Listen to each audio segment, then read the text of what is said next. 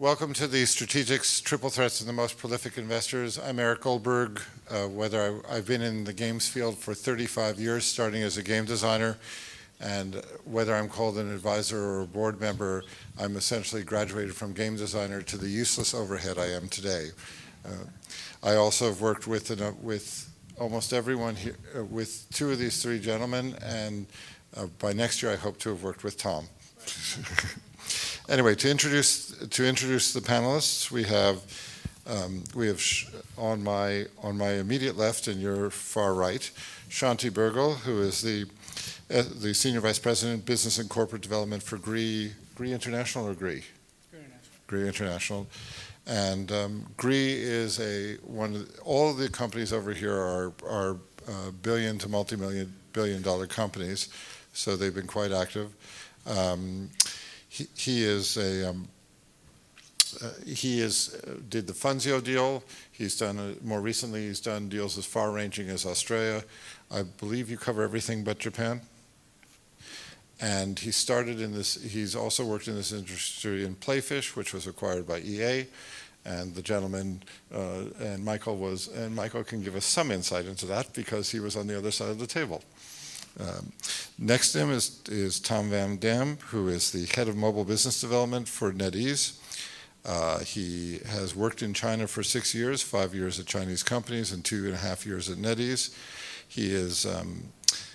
NetEase is a multidisciplinary company. It does games and a lot of other things that we will not discuss on this panel.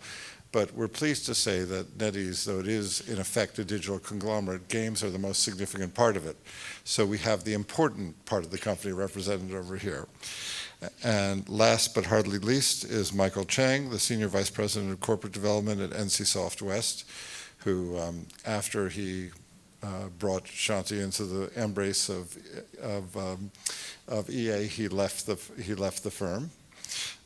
NCSoft is one of the larger public Korean companies known for PC MMOs like Lineage, Blade and Soul, Aeon, and Guild Wars 2.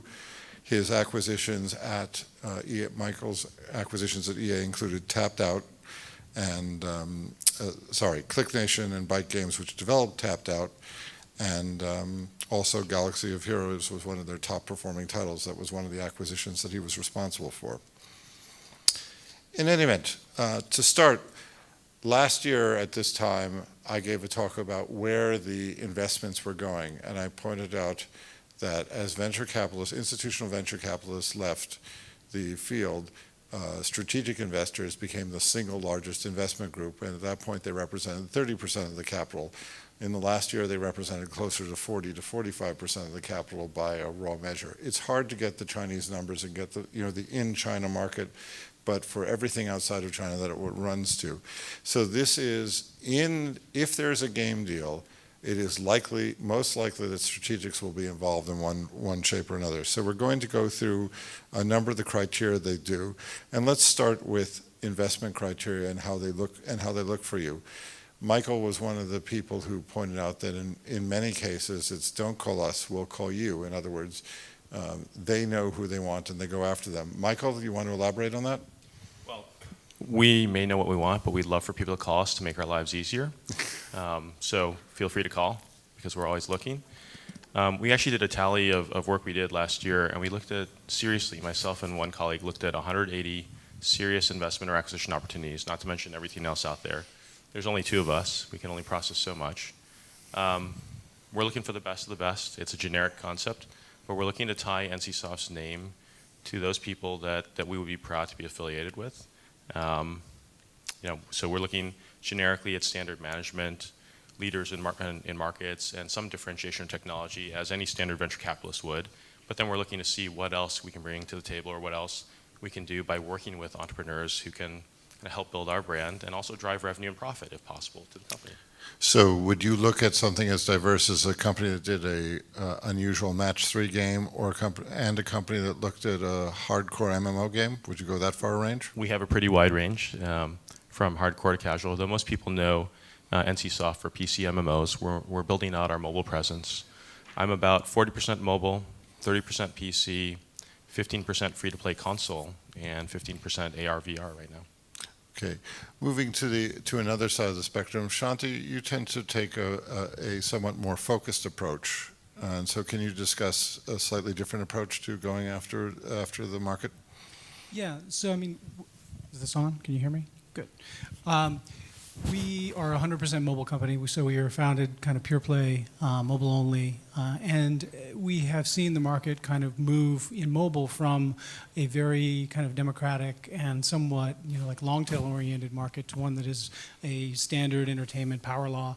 And we anticipated that, and so we have organized our company very much on that model. And so we tend to look for teams that we can work with over very long periods of time. Excuse me, Shanti, can you just describe the entertainment power law for anyone in the audience who doesn't know it? So the entertainment power law, I think as it is commonly referred to in console, PC, and now mobile, is that there's an extremely steep curve of revenue distribution across the industry, meaning that, if you look at games that are successful, say the top 10 account for an inordinate percentage of the overall revenue of the industry. And so like that power law was not true in mobile in the beginning, say around 2011. It's definitely true now. So if you look at the top 10, it accounts for, I would say, about 70% of the overall revenue, and the tail counting for, the remainder. And so like that dynamic, I think, has implications for how we think about our business overall, but specifically how we think about working with outside companies. And it means really that we tend to favor opportunities with outside developers where we can work with them, very similar to how we work with inside developers, which means we invest in the company. We are basically a long-term partner. We develop multiple products with them over a long period of time, and we tend to focus on very specific categories that we have expertise in and we believe that we can add value over that time period. There are several games that we've developed in this manner with partners that have hit the top grossing ranks, so that have gone into, I think, at least the top 20, and have held that position or slightly lower for a long period of time. So, in the case of a game that we developed with one partner, that game is still in the top 50 3 years later. Which is a fairly rare story in mobile publishing, because we tend to do very few things and focus, as Eric said, on like things that we know very, very well. And so we're always looking at things outside our core competence, which is currently mid-core on mobile. But like we take every step outside of that core extremely seriously. And so we look at potentially expanding to new genres or new platforms, but each one of them comes with a high degree of burden of proof on my part to the rest of the management team in order to prove out that we can really be impactful in that area, that we can be as successful there eventually, maybe not initially, but over a period of time, as we have been in our core area right now. So Shanti, just for calibration for the audience, if you come with a good-looking mid-core mobile deal, let's say that has a 10% chance of completing with your colleague. I'm just making up numbers. How would you compare it to anything that is outside that? Would it be 2%? Would it be 1%? Just in other words, what's the degree of difficulty once you're looking at something that's complementary? 10% of what? In other words, if you assign a 10%, I can make up any number. If on a 1 to 10 year chance of completion on something that fits the definition mid-core and mobile is, let's say, a 10, then how would you calibrate something that's outside of the areas? You mentioned you were looking at several of them. Yeah, so it matters a lot, like what we believe the combined company looks like. So, like if we believe that, like there is a company or a management team with, like assets that are super kind of complementary to what we do today, that tends to be where we look. I mean, there's other considerations, of course, technology, talent, revenue. I mean, these all matter. But when it comes to stepping outside, like our core area, we definitely look at the final picture. Like, what does the combined, kind of entity look like? And how likely is it that we're going to be successful? Sometimes, I mean, we don't think that we're the best partner in certain cases. And I've actually, kind of advised people on who might be a better partner because, like we are quite serious about the categories that we do take on and like articulating the end state that we can achieve together. So that's really the, like the razor for us is trying to understand like how we as a combined team, this currently external group, and our current business, how are we together are going to be more than we are right now. And if we can't convince ourselves, again, as a group, that's going to happen, then we tend to, kind of look for another opportunity for them besides GRI. But we're very happy when we can find somebody who is truly complementary to what we do, and we're very aggressive about partnering with the right people. Okay, just a last quick question before I go to Tom. So Michael gave 180 as a bogey of how many he and his colleague looked at in New York. Can you give a comparable number off the top of your head? And we will not hold you to it. Yeah, no, it's an exact number because we probably did the same end of year, postmortem that Michael and his team do. So our number was 200. I have 3 people on my team, so we're probably not as efficient as Michael And they're good and his people. 2 people. And they're good people. So he wins on point, you win on quality, he wins on quantity. There we are. Exactly. Very gracious, Sanji. Exactly. Frighteningly enough, the number of deals that I did last year, I did 1. I think I saw 1 announcement on acquisition for you. That's right. It is a world of fewer, bigger, better right now. And this is something for all of you to consider here as you are hopefully trying to figure out what to do for the future, to build value, to frankly monetize that value. We focus in mobile. By and large, it's a tougher world now. The bar is extremely high for mobile, as it became high for console in the earlier days, and then Facebook and PC. So either you're going to be one of the best in mobile right now and try and do something, or it's time to start thinking about newer markets. Okay. Tom, can you give us 1 or 2 sentences on China?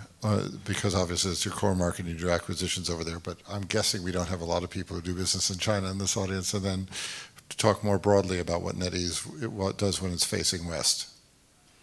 All right. So one of the differences between NetEase and most other major game corporations is that we still very heavily focus on game development internally. So we'd like to say that we're just a big developer who, by the way, publishes some games, which we tend to do rather well.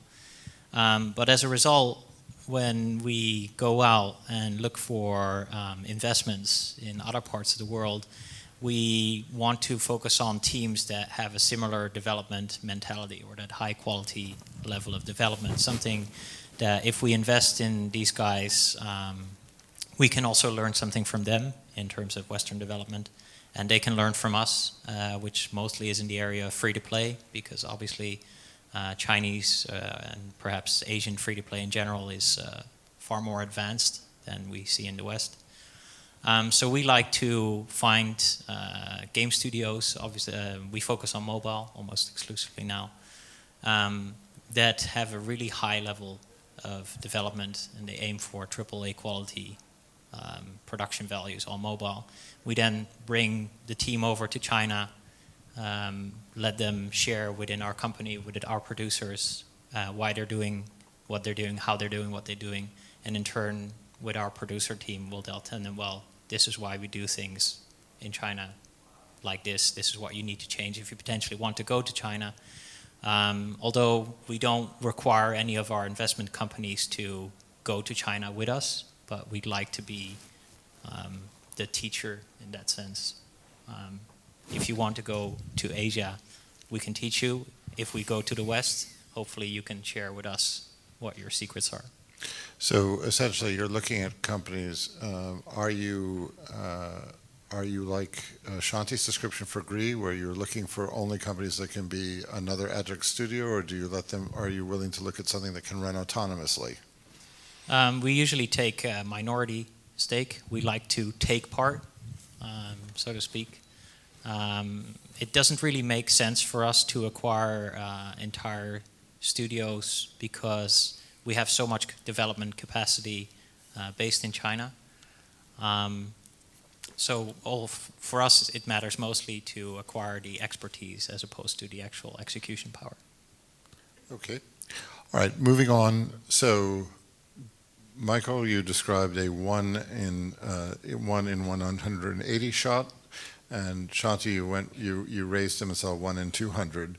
So let's talk about assuming that people in this audience are willing to accept that challenge, those numbers, and since they're game developers and therefore they're willing to be tilt against windmills with the best of them, what are some of the better routes to being able to actually get to the point you would consider a deal? Not close a deal, just consider a deal. Yeah, I can start that one. I mean, for us, it definitely matters a lot that the two companies are complementary and are aligned. And so, like to Michael's point, like if they are, you might actually hear out of the blue from somebody on my team as opposed to like you kind of looking up the folks agree. Although it does happen both ways. But it really, I think, for us is a matter of understanding who you are, what you want to do, and how we're going to make that better under us than you would be able to do on your own. So one of the great things about like the current games business is that while it is getting tougher, it's still fairly democratic, and so like there are companies that can continue to operate independently without a strategic, and sometimes that's a great move. So we very much believe in creating opportunities where like the combined entity is stronger than the standalone. And so for us, that means teams that understand free-to-play, that understand server operations, that understand live ops, that understand monetization, that understand AAA development. The list is getting longer, to Michael's point. I mean, like we actually have a very scary slide in one of this kind of standard corp dev decks, which kind of articulates all of the things that we kind of view as table stakes these days. And so a lot of those are, kind of criteria now. So in terms of like the types of studios that are operating and the way that we consider them. But at the end of the day, like if you have a game that is unique and or successful in some measure, whether it's top grossing or top downloads or just is kind of technically very accomplished, some of the other stuff is kind of fungible or negotiable. But like at the end of the day, like to Michael's point, the bar is higher. The body of work that you need to become expert at and to be competent in is like fairly significant. So you need to understand the entire stack of free-to-play kind of design and marketing. Not necessarily that you're going to operate the marketing side, which we can do for you, but you have to understand the interplay between the two and be able to be a good partner with the rest of our organization. Maybe Shanti, a segue to this. Can I ask a question of the audience here? Casual Connect throws a lot of events over the years. For how many people is this their first Casual Connect event or the first time they've gone this year? How about 3 years? 3 years, you've been going for the last 3 years. How about 5 years? So 5 years ago when I started coming to these things, if a studio came to me and was pitching a mobile game deal in kind of late 2010, the budget for that was around $200,000 to $500,000 for development. Today, I generally see anywhere from $2 to $3 million to $5 million for development over a 2-year cycle.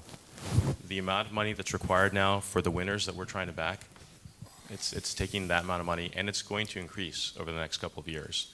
And so as you, ideally as entrepreneurs, decide what you're going to do for the future, if you're not prepared to raise that kind of money and build a plan that's logical for that kind of cash, and again, the amount of money varies by region and cost of development, but if you're not willing to do something of that level of size and scale, in mobile in particular, it's potentially time to start thinking of something else. Michael's very scary. So, I mean, it is a fair point. I mean, the bar is higher. I think another thing that's perhaps even scarier is that the percentage, if you look at the overall kind of capital outlay necessary to field a top game, the marketing side of it has grown extremely scary. So, like while you may spend, like a couple of $1 million on development, you might spend easily 10 times that or even more if your game is successful to do consistent marketing of a free-to-play title for, however long that game is in the field. So, like we tend to view a success as a game that can last 5+ years. And so if you're looking at a game that is able to successfully buy traffic in the open market for 5 years, eventually the marketing side of things is going to easily eclipse whatever the original development and live ops budgets were. Right, well, Shanti, you say last 5 years, but almost no mobile games in the West have yet lasted 5 years in the top ranks. So how do you judge games when there are fewer than 10 you can name that have done that, and probably fewer than 5 if you're counting top grossing? So how do you determine something that hasn't pretty much happened? Yeah, I mean, you can look at the history of the free-to-play MMO business, where games kind of have gone from shorter cycles to 5 to now 10 and 10 plus. And so the trajectory of mobile is absolutely on par with that. And so like part of our expectation set comes from that history of games from Asia and in the West lasting, for extremely long periods of time. And you can see games that are, I mean, we in our own portfolio have games that are 3.5 years old already that were architected to last for 9 months. And through application of techniques and live ops and other kind of stuff, like we've managed to extend the life of those games for an extremely long period of time, despite game designs which were really quite limited when they were first launched. And so games that we think are articulated for a more contemporary market, from a design perspective in particular, we think can easily last 5 years and should last longer. So thank you. What I was looking for was that you're willing to look for games that you can project 5 years, because obviously there isn't very much direct comparables. That's all I wanted. That's all I wanted to get. Tom, you mentioned earlier, obviously Chinese development costs are lower just because the human costs in China are less than in the cities of the West, just because of the cost of living and so on. And we have less holidays. That helps. And so on. So you've got a bunch of overpaid, lazy Western developers. How do you choose among them? I had a talk this morning in, what are mobile investors looking for? And I basically said there are two things, money and passion. And I think especially in Europe, you see a lot of developers being passionate about their product. They would do a lot for their product, but they don't have the commercial sense to go along with it. They just want to keep the ambition level that they originally had, which means like if the game is just generating enough income for them to go on perpetually, they'll be satisfied. So the criteria when we look at Western investment targets are like, okay, you've got the passion for your game, but have you thought about, are you ready to take on, the billion-dollar markets that are the US or China itself? Because you need that scale, and you need to have the ambition to take on that skill, which means that you're going to put in extremely long hours. And probably you won't stop working for a very, very long time. So you want passion, you want the willingness to take on markets, to teach NetEase new tricks because you want to learn something new, and you want them to take less vacation. Yeah, I mean, like, just for reference, Chinese people get 5 annual holidays a year. So I don't know, compared to Europe, where we get like 25, 30, US is a little bit different, I believe. You could say that holidays inspire your creativity on one side, but the development mentality in China is just overtime, 7 days a week. They will take Chinese New Year's off, though. Right. Yeah, although, it's Chinese New Year now, and I'm sitting here, right? So. Right. That's right. Well, your liver thanks you for not having to be over there. But so there you are. Passion is defined as being willing to take fewer than 25 vacation days and close to 5. Moving backwards on this. So Asia, as I've covered in other talks, is now the epicenter of global finance. It's no coincidence that we have three companies here that are where their headquarters are in Asia. GRI International is the non-Asia It's the non-Asian arm, and NCSoft West is non-Korean, or is it? It's non-Asia. Non-Asia. Okay. So you have right now probably the single most influential event in game finance is how the Chinese stock market and finance markets are doing. So in terms of the games that you guys are playing, so to speak, in terms of the competing games, Tom has covered how Asia matters to the Asia matters in their decisions. Michael and Shanti, can you briefly touch upon how the ambitions of the overall goals of the parent company matter to your Western strategies? Sure. Let me take this one first here. I joined NCSoft because the company said we want to grow revenues in the West to be 50% of overall revenues for the company. It's like 20% today.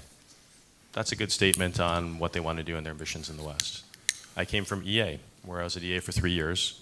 I left EA in early 2013. EA hasn't done a deal since I left. I voted with my feet as to where I thought people would be spending money, where people would be willing to cut checks and grow. China, Korea, Japan, that's where we see the bulk of deals today. Sure, there's a large one cooking here with Activision and King, and that's a whole lot of money and a lot of size. But in terms of volume or interesting areas, for better and for worse, this is where we're seeing a lot more activity. And so we voted with our feet accordingly here. Shanti? Yeah, let's see. So I mean, similar to NCSoft, I agree when it first set up in the West, had similar goals to kind of diversify their revenue from being 100% Japan to being more balanced across the globe. And we've definitely kind of come a long way along that path. That said, like our motivations for doing that may or may not have been similar to NC's.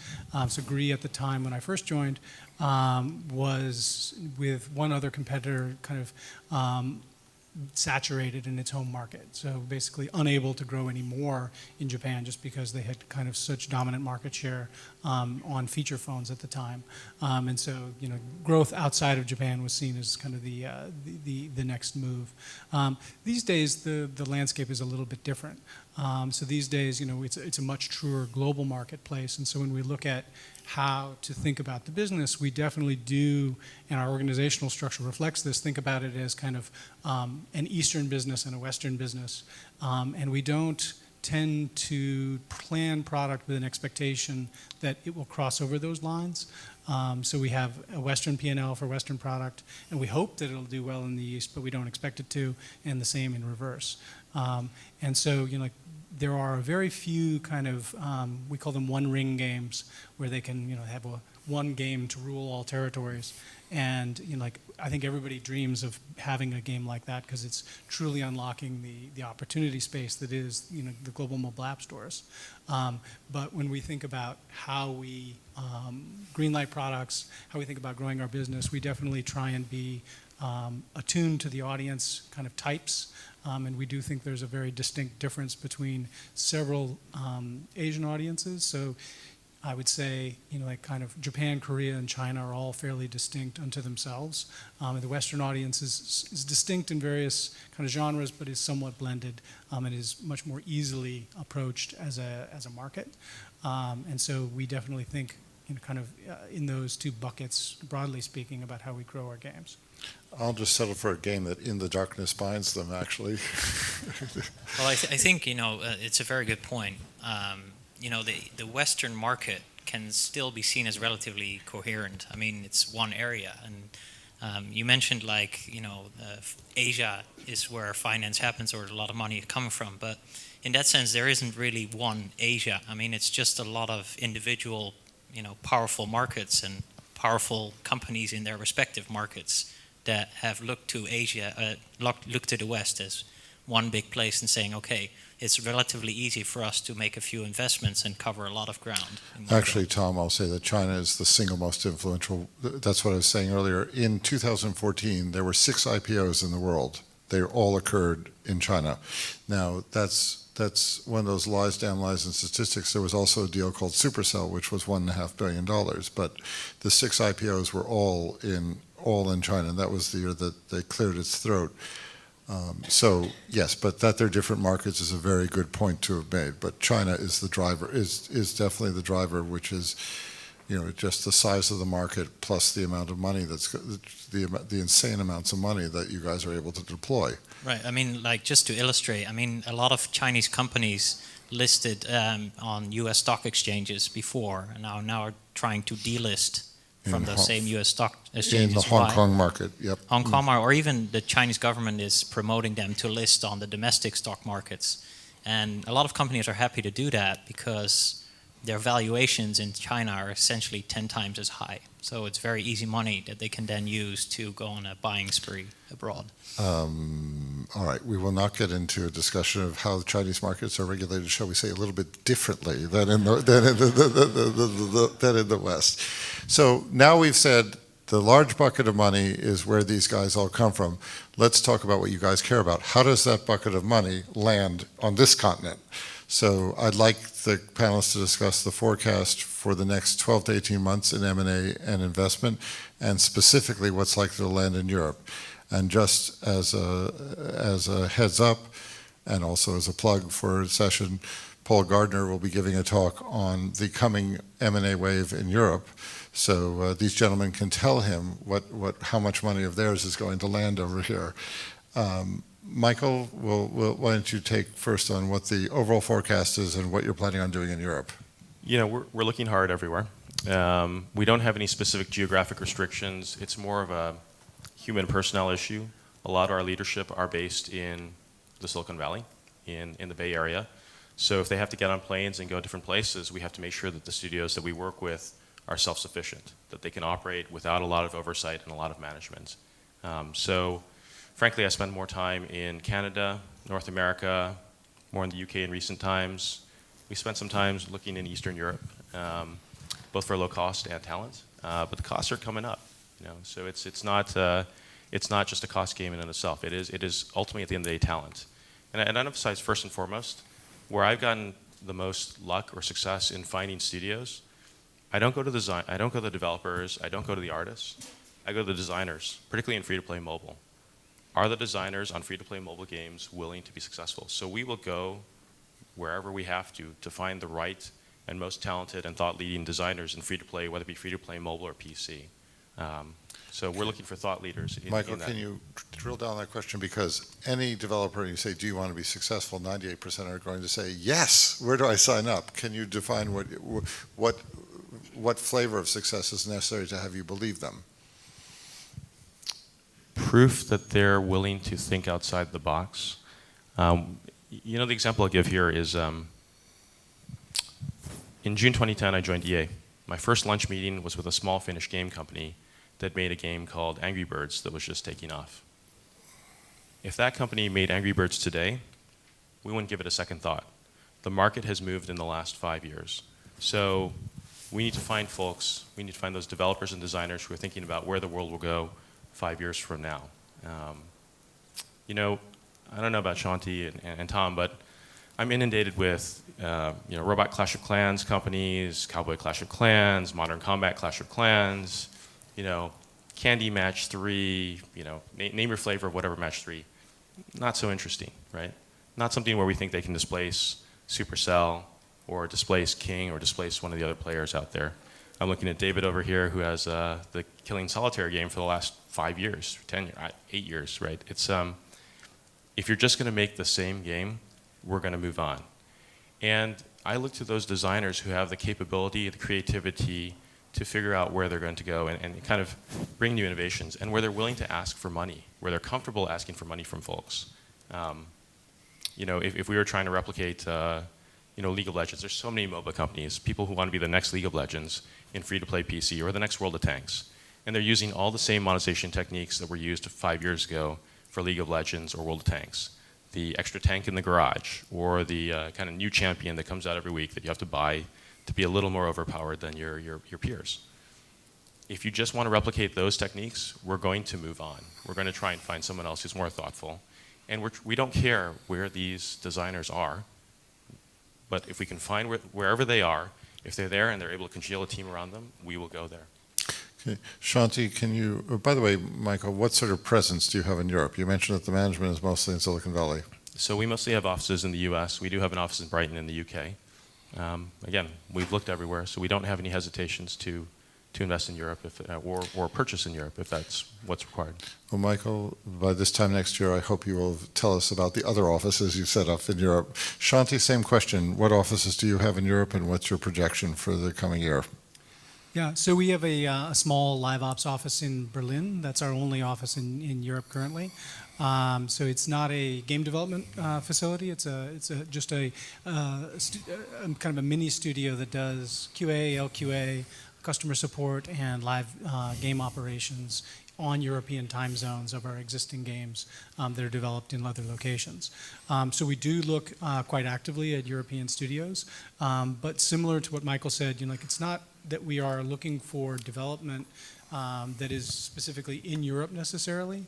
We think about global deployment of games that are high quality and are likely to produce, kind of top grossing results. And yes, designers are a key aspect of that. So the way that we think about that is in terms of, like long ago I was a game producer, not a very good one clearly because I'm doing this. But like we were different in our thinking back then prior to free to play. And part of the flip that happens when you design free to play games is that you have to be part game designer, part merchandiser. You have to be very open to kind of the business side of like the where the game is going to be deployed. And so that is a jump that like some folks are very comfortable with and some folks are not. And so it is one of the like the kind of more active ingredients in determining whether or not a studio can basically make a hit game is whether or not the design staff is savvy about free to play, really understands what goes into kind of lifetime value of a game, and understands how their audience acts and how it all kind of interacts with marketing eventually. And so we're not geographically bound. Like we can look anywhere in the world. Our most recent acquisition was in Australia, and that was about the team and their fit. It wasn't about them being in Australia. We, I think, would have been happy to not acquire a studio in Australia because it's a long flight from San Francisco. But clearly, we're willing to go where the talent is, and so it's basically talent first. We believe in kind of talent density and very senior people. We probably don't care as much about how many vacation days they take. We care more about the level of expertise that they have in their category and their ability to translate that to kind of free-to-play business results. If I could, I think all of us believe there are opportunities out here. Obviously, Tom, and I see one of Tom's colleagues in the back, are based in Europe. So NetEase is voting with its feet from a location perspective. Actually, I'm sorry, you're in China. Yeah, I am in Colleague is China. I am the European office, pretty much, together with my team. We all fly from China. Actually, NetEase 2 years ago was a domestic Chinese company, pretty much. And the start of mobile made us international, or given us an international stage. And we only deployed a US office a year ago that's also mainly still focused on bringing our own content out to the West. But I think for us, forecasting our investment targets, obviously in the space of helping us become a bigger player globally or in the West. We love mobile game technology and being at the forefront of development. So we'll be looking for developers like that, maybe also touching upon VR.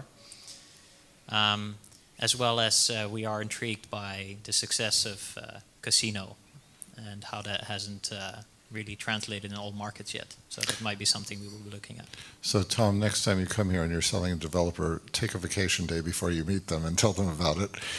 So one of the challenges one of the bellwethers for this audience is when these gentlemen answer that they have a larger European presence, that will be a following indicator of when they're putting serious investment in there. If I could, it's not just us directly. We're voting with our feet by investing in European funds too.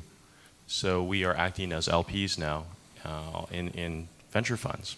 And I think to the number of, I don't know what you want to call it, whether it be funds or incubators that are out there, I think in the UK right now of Play Hubs and London Venture Partners and groups like that, beyond the traditional venture firms, kind of earlier stage game-focused investors, we're not the only people to go to. You can try there as well.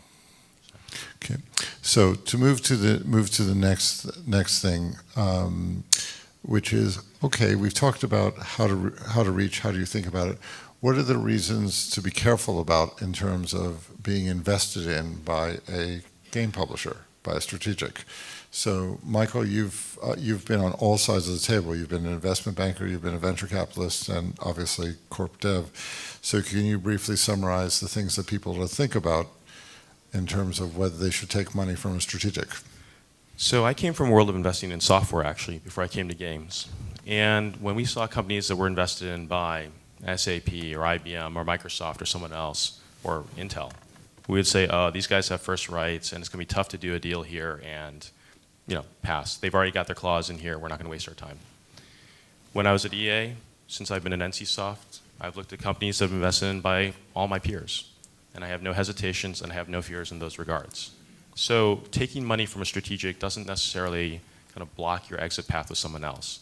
It is the specific rights and provisions that those companies have that make a difference. Do they ask for a last right of refusal, or first right of refusal, last matching rights? Do they ask for notification rights? Do they ask for, what are they asking for here? Why did they do these investments?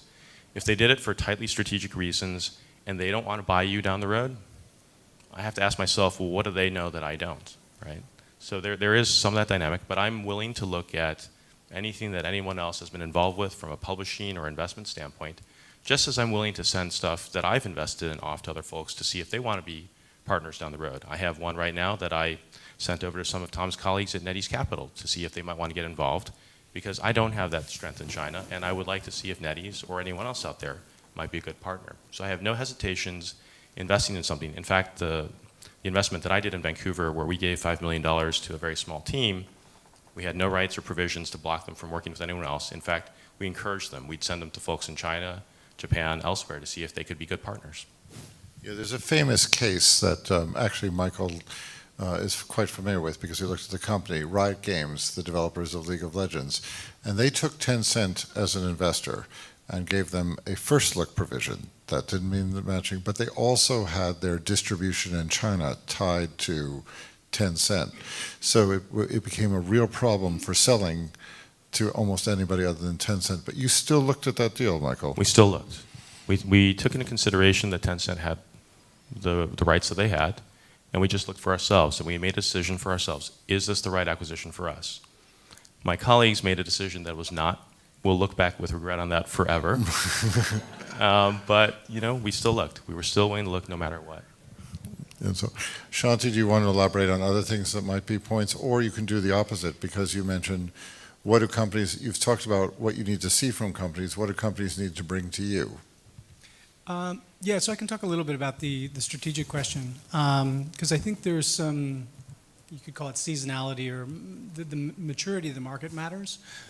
So like at the beginning of mobile, call it like 2010, 2011, like it was a growth market and lots of venture capital was available, and so like very few companies saw value in talking to a strategic at that point, because it was kind of a greenfield market. And now it's kind of the opposite. Now it's much more likely that somebody will want to work with a strategic because companies like the ones here have access to growth capital for marketing, have access to certain technologies and certain kind of assets that are useful. In our case, one of the things we pride ourselves on is that we have a very strong stable of people who understand monetization design.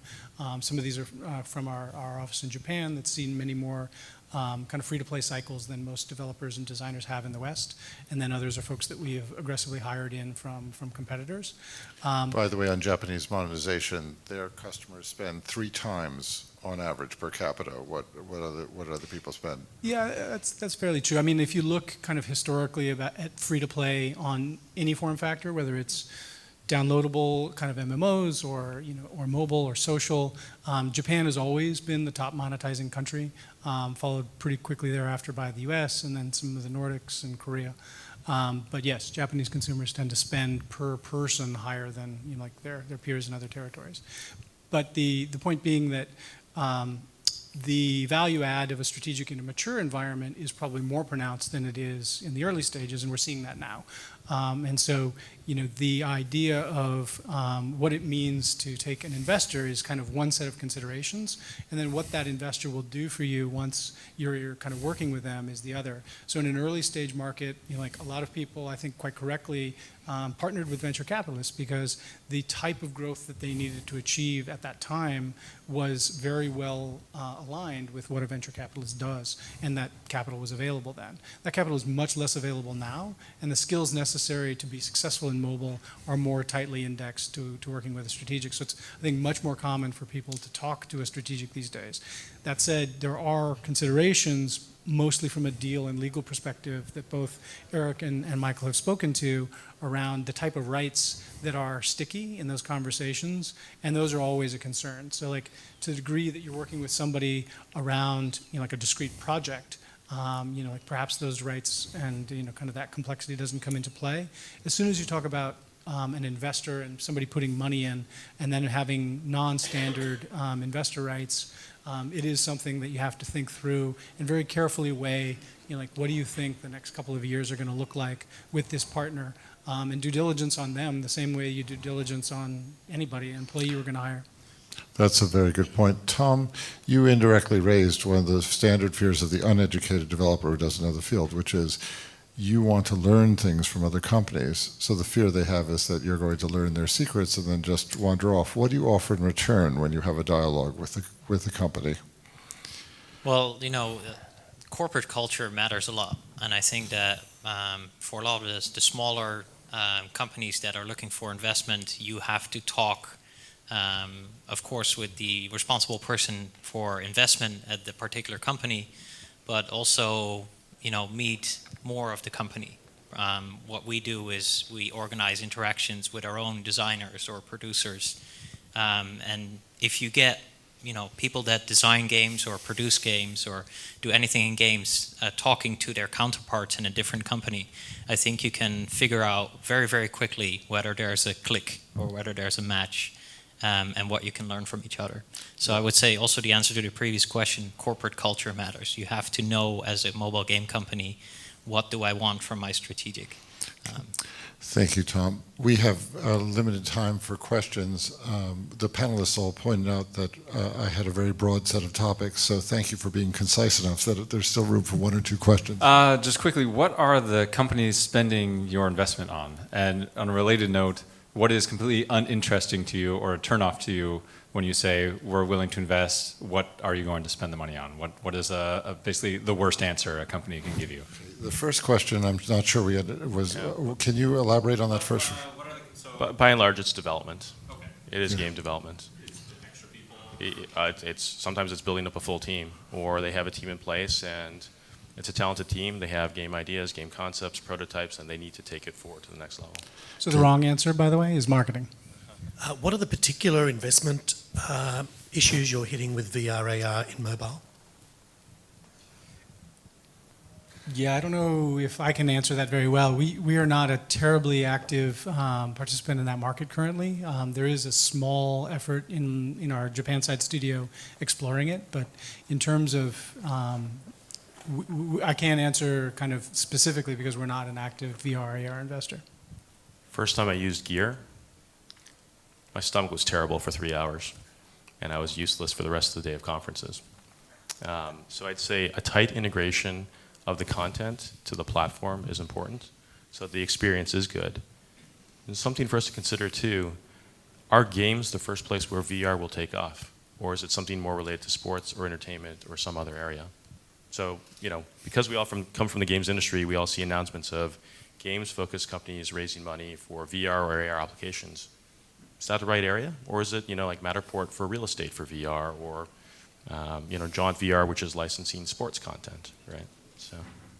So one other thing is, there's a talk later this year by our VR expert at around 4 o'clock. There have been nearly 300 investments in VR, anywhere from hardware to content. This is, there's been some debate, but that's pretty much the definition of overinvested, and without clarity on what the main consumption forms were, as Michael points out, without any commonality of main platform. So we are about to go through the trough of disillusionment in the standard hype curve. So this year is almost certainly going to be a year of correction. Even if you think VR is the closest thing you get to seeing God, there still has been so much money put into it before people understand, before the makers understand what the consumers want. So that will affect everyone's investments towards the end of the year, just because we've seen the cycle happen with everything from biotech to enterprise software to games. Okay, so my question is about the structure of investment versus M&A. Now, Tom, you mentioned you guys are doing minority investment. That's your investment thesis. I know some of you are doing M&A as well, just full on, majority recap. Is there a different type of look that you give to different studios, different companies? for a minority investment versus a majority acquisition? I can start that one off. So my team actively looks at both. And so we really view it as, the right tool for the job. So, like we come across teams who are, kind of fiercely independent and don't really want to be acquired, but want a partner. And, we think we can work well with them. And so, like being a partner that is a bit arm's length is the right fit for them. Whereas sometimes we come across folks who the real kind of value of working together is going to be multiplied by a couple times if they are part of the company. And then we tend to naturally get excited on both sides of the table about the idea of doing a full acquisition. And so it is a bit of an organic conversation as to which is the right move. And for us, it does tend to be driven a lot by, like the nature of the management team on the other side, the founders, the investors, kind of their expectations for the company that they've built. And like their growth path. That said, like we do have our own agenda, of course, and we tend to be very upfront about that. So we will, like say, like this is how we see a potential investment. This is how we see a potential acquisition. Here's kind of the pros and cons list, if you will. But it is very important, I think, for the other side to understand their own agenda and to be able to speak intelligently about like what they want from their partner, how they see the combined future. In the case of one of the more kind of high-profile deals that we did a couple years ago, we acquired a company in San Francisco called Funzio, which was a fairly significant deal at the time. It was about $210 million. And the management team there, actually, to this day, I think nobody believes them, but they, they actually wanted to be not only acquired, but they wanted to be a fully integrated studio on day one. Meaning that in an acquisition, there's often a distinction made between is this studio going to be a standalone studio and run on its own, or is it going to be fully integrated with the parent company from day one and be essentially no distinction anymore between like that old kind of team and the new team and be basically commingled and intermixed. And we saw in them and they saw in us potential that was only activated through the fully integrated model. And we were kind of delighted when they proposed it because we saw it too, but we didn't want to be pushy about it.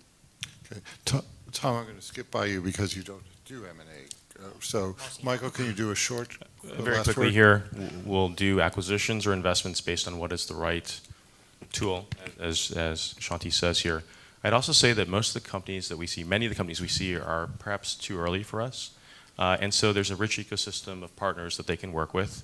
And I look to David Lucky here from London Venture Partners in the audience, and Sham Singh, who helps younger companies grow into a point in time where they're ready to talk to ourselves or an Exxon or Gree or a NetEase. And so it's timing as well. What is the right time for us to get involved on an investment or an acquisition?